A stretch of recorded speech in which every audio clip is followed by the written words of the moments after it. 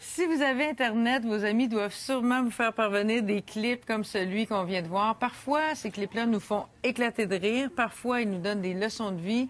Et s'ils nous plaisent, bien, on les fait tout de suite circuler à notre réseau, n'est-ce pas, Yannick? Bonjour. Allô. Aujourd'hui, tu as décidé de nous partager ton palmarès des meilleures vidéos. Quel a été, Yannick, quels ont été tes critères de sélection? Bien, c'est pas compliqué. C'est, premièrement, évidemment, que c'est un gros indicateur quand il y a des millions de vues.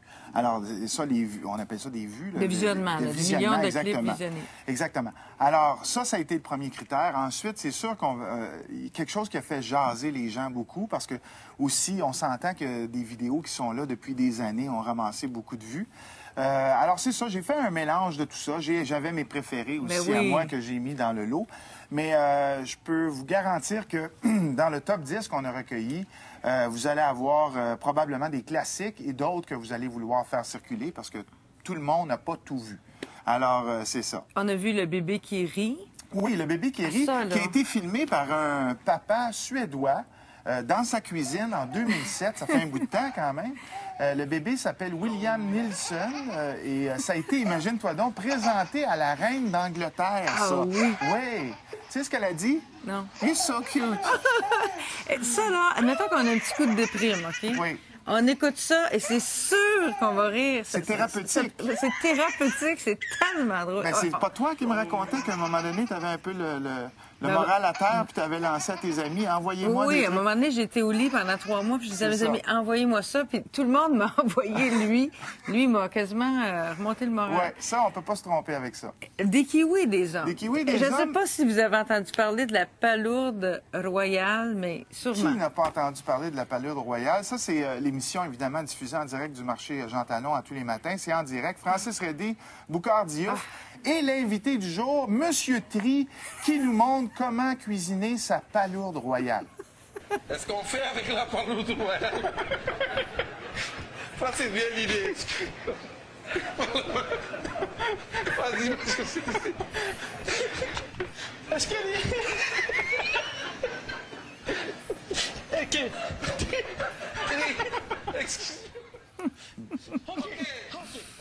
Alors, on n'a pas vu la dite palourde royale, mais vous allez sûrement avoir la curiosité d'aller voir si vous savez pas. On l'entrevoit, là, en avant de son chandail rose, puis on voit la palourde a l'air encore plus grosse devant M. Tri, qui est plus petit.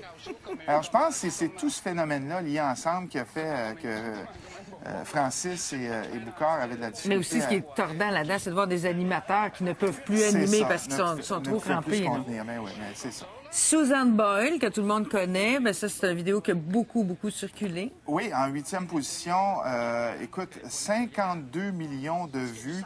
La chanteuse écossaise de 47 ans, qui est célibataire, sans enfant, au chômage en plus, qui vit avec sa chatte Pebbles, qui est allée aux fameuses auditions de Britain's Got Talent le 21 janvier. Et elle a fait la fameuse performance qu'on lui connaît. Je sais pas, je pense qu'on peut écouter un petit extrait. I dreamed a dream in time gone by.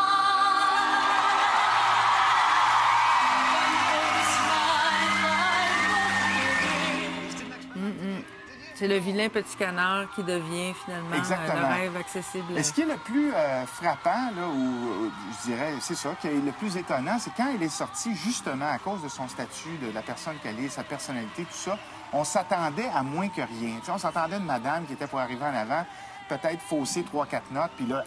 oui, ça a ému vraiment tout le monde. Et ta position, le numéro 7? Oui, le numéro 7. Écoute, lui, 155 millions de personnes ont vu ce vidéo-là. Oh.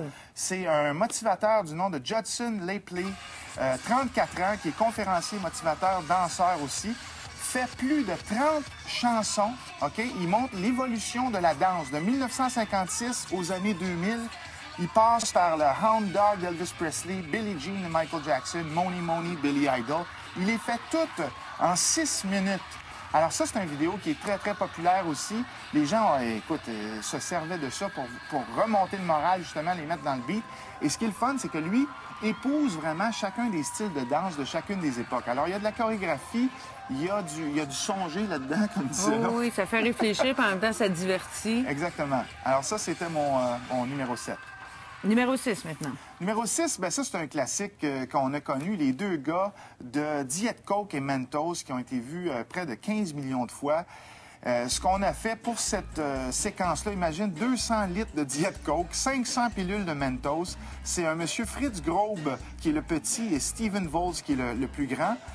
Qu'ils ont réalisé ça, c'est devenu un club viral. Là. Tout le monde des faisait... Mentos, c'est des petits bonbons, Les petits bonbons ajoutés au à Diet la Coke menthe, qui donnent c'est ça. ce cocktail explosif. Exactement. Tellement qu'il y a eu une rumeur à un moment donné sur Internet qui disait que la combinaison faisait une substance mystérieuse qui avait été créée à partir de ça. Ça pouvait être nocif. En tout cas, toute sorte d'histoire.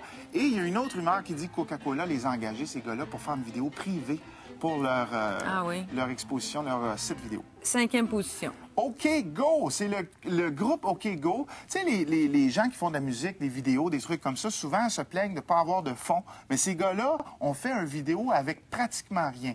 C'est un band qui est peu connu. Ils ont mis 4 tapis roulants, un à côté de l'autre. Et tout ce qu'ils font, regarde ça, la synchronicité des tapis roulants, ils changent. Je pense qu'il y en a 6, j'ai dit 4 ou 6 ou 8 en tout cas. Ils changent de tapis roulant un et l'autre. Ils ont gagné le vidéo de l'année en 2006. Ils ont gagné un Grammy aussi et le fameux Video Award sur YouTube pour le plus créatif en 2006. Très ingénieux. 4e position. Ça, c'est quelque chose. Oui, oui. Ceux qui n'aiment pas Bill O'Reilly, vous allez l'aimer encore moins. C'est un animateur aux États-Unis de droite, à l'époque, qui animait une émission qui s'appelait Inside Edition. Et notre fameux Bill O'Reilly, lui, est en train de lire un peu comme on fait à la télévision. Puis c'est pas arrangé avec le gars des vues, là. Non, il lit l'espèce de truc à la télé. Télésouffleur. Le télésouffleur, merci beaucoup. Et là, à un moment donné, ça marche pas, regarde sa montre, il dit, moi, j'ai un autobus à prendre, ça marche pas, enlève son manteau, se rassoit et envoie promener son équipe. Et je suis certain que ce monsieur-là pensait pas que ce vidéo-là n'était pas se retrouver en ondes. Ça n'a aucun bon sens. Il a perdu patience. Il doit le regretter. Oui. Il a perdu patience, il n'a pas perdu sa job, non, mais presque. Ensuite, Numa Numa. Oui, Numa Numa, un parfait inconnu, Gary William Brosma, qui vient du New Jersey, qui, lui, a une toune qu'il aimait, tu comprends-tu? Ça s'appelle Numa Numa. Alors, lui, il a eu la bonne idée de mettre sa webcam et se filmer. Regardez ce que ça donne. Oui.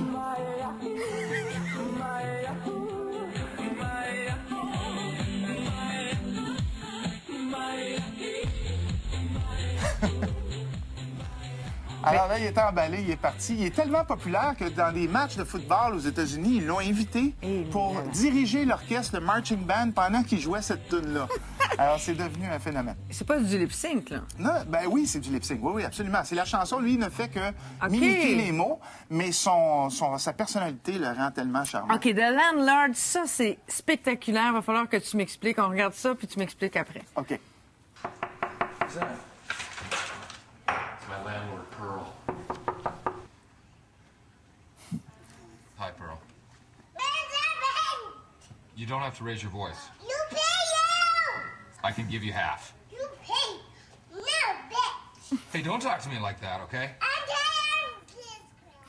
Look, Bon, alors, ça vient de nul autre que le fameux Will Ferrell. Oui. Ce que je trouve spectaculaire là-dedans, c'est que la petite, et là, ça dure pendant 2-3 minutes, là, ce dialogue-là. Tu te dis, mais voyons, ça se peut pas. Est-ce que quelqu'un lui souffle les paroles à l'oreille? Ça a été filmé qui lui disait la phrase, il filmait, puis ensuite, ils ont fait le montage. Ils ont tout collé ensemble. C'est une comédienne, elle a quoi, 2 ans et demi? Oui, bien, elle a embarqué dans son rôle. Disons qu'elle a des parents assez créatifs. Écoute, ça a été fait en 2007, et c'est parce qu'ils ont créé un site Internet qui s'appelle Funny or Die, puis c'est avec ce vidéo-là qu'ils l'ont lancé, et ça a été vu 71 millions de fois. Ah, mais c'est très drôle, puis c'est touchant en même temps. Tu vois, cette petite fille-là qui joue le rôle d'une femme. Tu dis ça, mais j'ai une de mes amies qui ne trouvait pas ça drôle du tout. Non, elle a des enfants de 3-4 ans. Elle dit comment ils ont fait pour lui faire ça. Il faut avoir le sens de l'humour aussi. C'est ça. Faut aimer Will Ferrell. Il est un petit peu... Exactement. Et là, on termine avec quelque chose de tellement drôle. Il faut que vous ayez le sens de l'humour aussi, parce que ça m'enseigne un animal. C'est charmant et c'est surtout surprenant. Puis moi, c'est mon préféré, vu que c'est moi qui faisais la liste. Il y a seulement 2 millions de vues, mais je l'ai mis en numéro 1 parce que c'est un service public C'est un monsieur qui est bien intentionné, travaille pour la SPCA californienne et demande aux gens d'adopter Pinky le chat. Alors, lui, le monsieur est en train de parler de Pinky. Il dit comment il est doué, il est gentil. Mais là, Pinky, il en a son voyage. Oui. Pinky décide que l'annonce vient de finir là et le monsieur veut pas lâcher sa corde. Alors, Pinky lui dit, tu lâches pas la corde? Ben tiens, moi, je vais te prendre un petit morceau de viande. Oui. Puis là, il y a une madame qui arrive. Et là, Pinky, qui veut se faire adopter, Alors, vient de c'est perdre un ami. tellement drôle. C'est drôle. Puis, tu sais, c'est ça, c'est que ces extraits-là, ça remonte le moral, ça nous fait rire, ça nous fait Oui. passer des bons moments. Puis on peut les écouter avec nos enfants, avec nos collègues de travail. Absolument. Hein, ça permet de passer de très bons moments. Merci, Yannick, tu nous as permis Ça me de fait passer plaisir. de très bons moments. Vous, là, si vous en avez, c'est sûr que Yannick n'a pas pu parler de tous les bons extraits qu'on peut voir et qu'on peut s'envoyer entre amis. Vous en avez sûrement. Alors, faites-nous parvenir vos meilleurs extraits, vos palmarès personnels. Et ça va nous faire plaisir d'en reparler un peu plus tard à l'émission. Vous voyez nos coordonnées présentement à l'écran. Alors, merci, Yannick, encore une fois. Vous avez vu ou vous avez lu peut-être le fameux Da Vinci Code. Une des choses fascinantes là-dedans, c'est qu'on voyait l'envers du décor des musées. Après la pause, on vous présente un reportage qui va vous replonger dans cet univers-là.